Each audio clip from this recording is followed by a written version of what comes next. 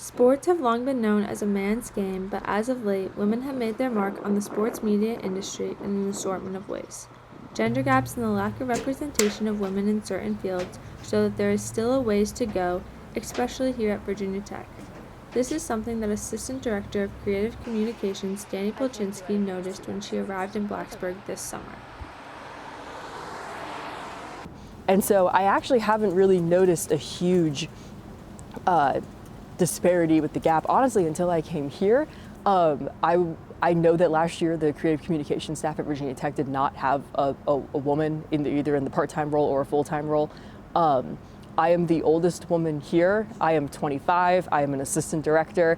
It is a little strange, specifically in comms. I think we see it in other departments here, like graphic design is led by a woman and marketing is led by a woman, and you have these really awesome, empowering women in these very crucial roles. And then for some reason in creative communications here, there's definitely a lack of that. As Polchinski suggests, it is no easy feat working in sports as a woman.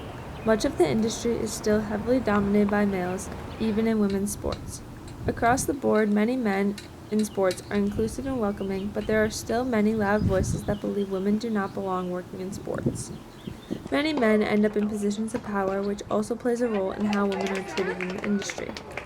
This is one of the many ways that blatant sexism is still seen on the working side of sports, as those in positions of power believe they can get away with certain behaviors.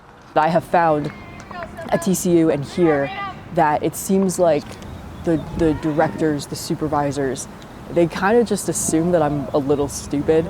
Like no one is ever really like the most helpful with me, like finding solutions. They're just kind of like, oh, you don't know how to do this? And it's like, well, yeah, I just started here. I'm going through things for the first time here, and every school does it differently.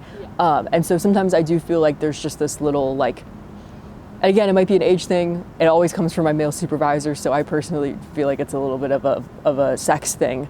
But I definitely feel like they look down on me a little bit in terms of my just like intelligence and my day-to-day, like how I do my job.